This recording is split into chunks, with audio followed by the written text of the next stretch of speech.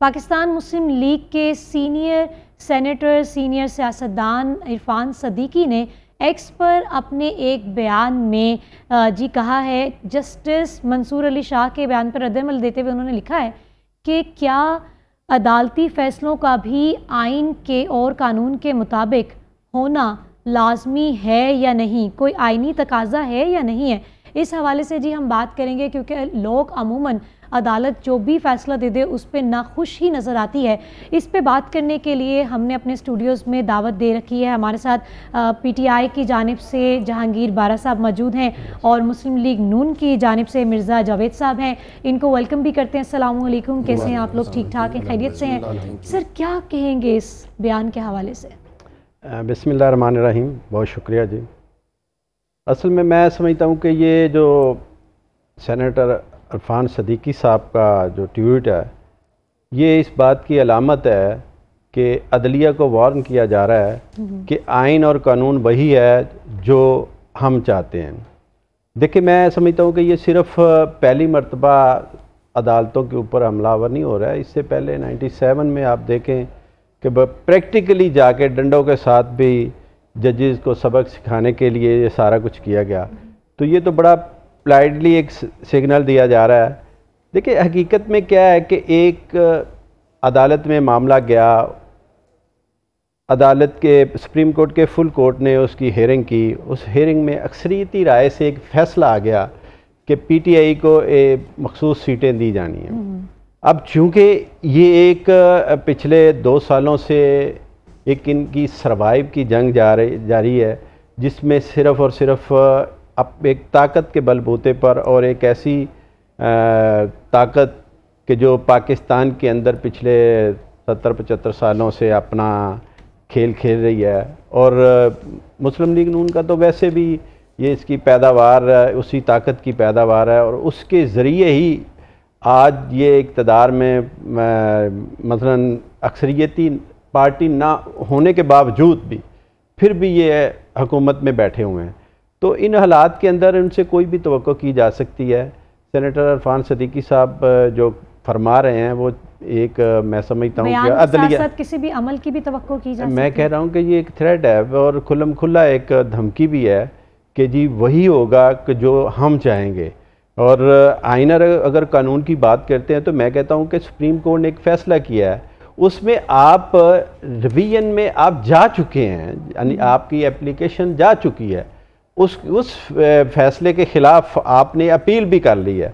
तो मेरा नहीं ख्याल कि पहले उस अपील का फ़ैसला आपको ले लेना चाहिए कि उसमें अदालत क्या फ़ैसला करती है। एक तरफ आप अपील में जाते हैं, दूसरी तरफ से आप जजेस को धमकियां देते हैं।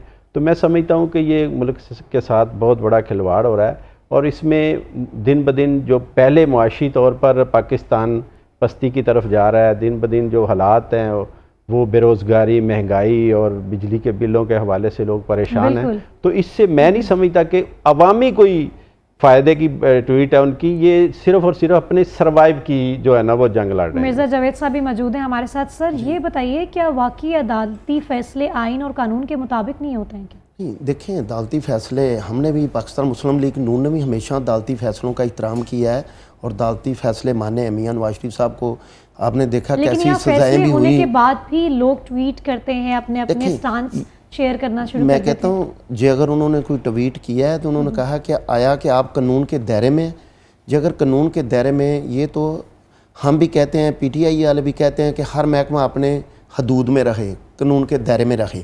तो जी अगर उन्होंने कहा है, ये जो रवायत है ना, ये तरीक़े इंसाफ ने शुरू की थी।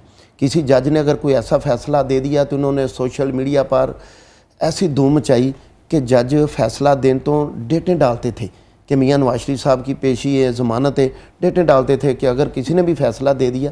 मैं कहता हूँ ये जो सोशल मीडिया पे किसी की इज़्ज़त को छालना या ये करना, ये बिल्कुल नामनासब है। तो बाकी मेरे भाई ने कहा है कि नून लीग ऐसे 2018 में शोर डालते हैं। हाँ, आप चेक कर लें, सोशल मीडिया पे आप चेक कर लें। बाकी मेरे भाई ने कहा है कि ये ऐसे है। मैं कहता हूँ अगर आप 2018 में बारा साहब अगर नज़र मारते ना कि 2018 का इलेक्शन कैसा था और तरीक़े इंसाफ को कैसी हुकूमत मिली। ये आज महंगाई की बात करते हैं, अभी 4 माह में नून लीग ने क्या महंगाई करनी है।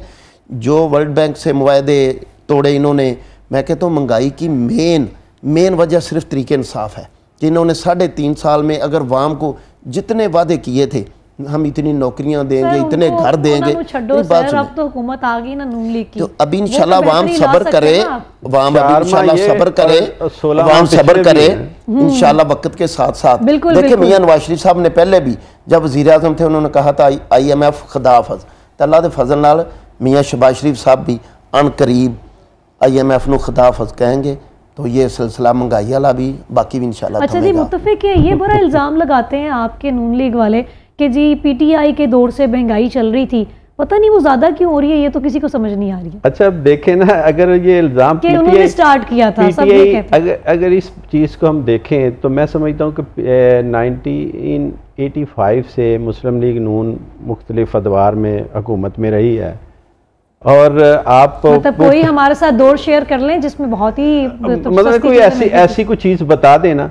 अब दरमियान में अगर 3-3.5 साल के लिए PTI की हुकूमत आई है, तो मैं समझता हूँ कि ये तो फैसला फिर आवाम को कर देना चाहिए ना, बजाय इसके कि किसी ऐसी अनदेखी ताकत के ज़रिए से इक़्तिदार में आने के बजाय आवाम के पास जाना चाहिए ना।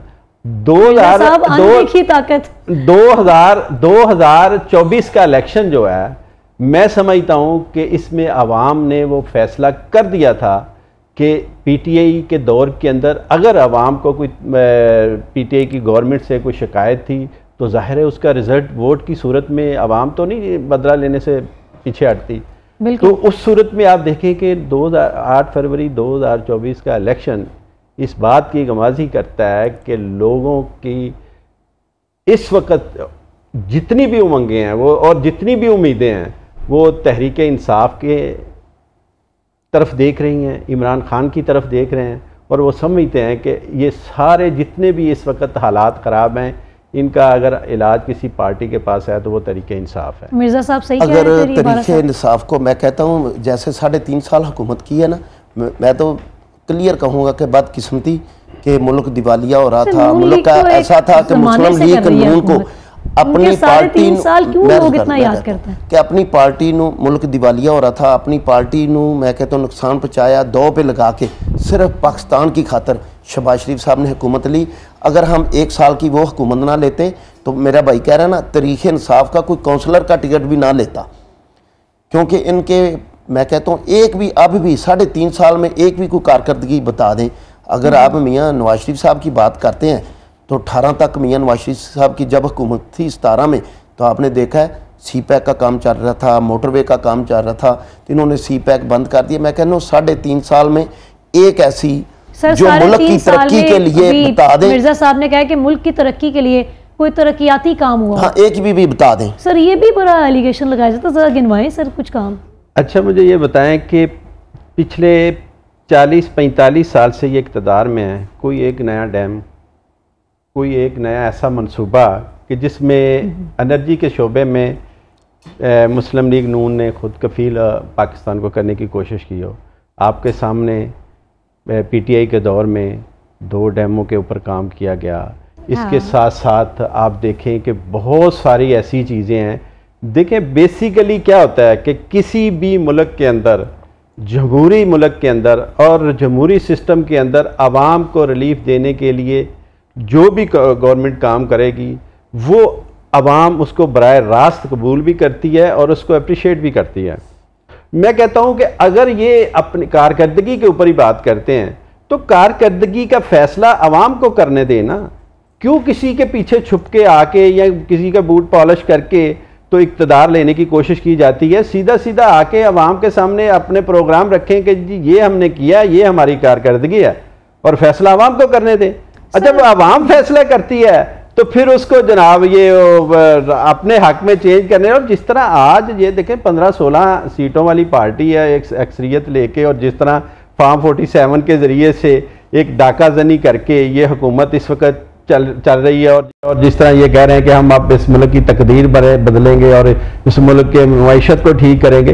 कैसे करेंगे? इत्मीनान तो ख़त्म हो गया है। आपकी जितने भी इस वक्त इस मुल्क के अंदर छोटा मोटा इंडस्ट्री चलाने वाला बंदा था वो इस मुल्क को छोड़ के जा रहा है। इंडस्ट्री बंद हो रही है, दिन ब दिन आपके हालात अबतर होते जा रहे हैं, बेरोजगारी बढ़ रही है, आम आपका जो शहरी है वो हर या दूसरे बंदे से आप पूछ लें, वो आपको यही कहेगा कि जी मैं चाहता हूं कि मुझे किसी मुल्क का वीज़ा मिल जाए, मैं यहां से निकलना चाहता हूं, मुल्क के हालात नहीं ठीक है।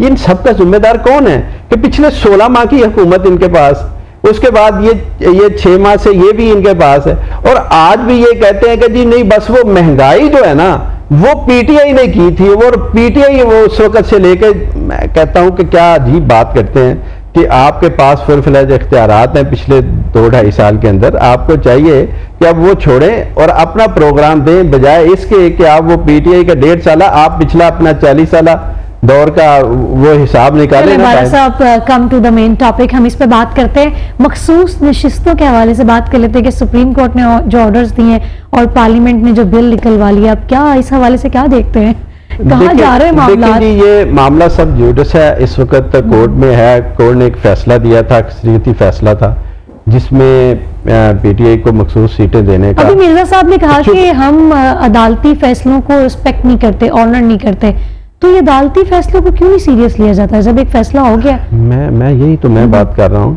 कि देखिए, अदालत ने एक फैसला कर दिया है, अब उस फैसले को काउंटर करने के लिए आप असेंबली में आ गए। कल को आप एक और करारदाद लाए ना कि जी मियां नवाज शरीफ फैमिली जो है वो अगले 100 साल के लिए रूल करेगी इस मुल्क के अंदर, और वो करारदाद असेंबली से पास करवा लें कि उसमें जरदारी साहब जो है हमेशा के लिए सदर होंगे, और जरदारी साहब के बाद जरदारी के जो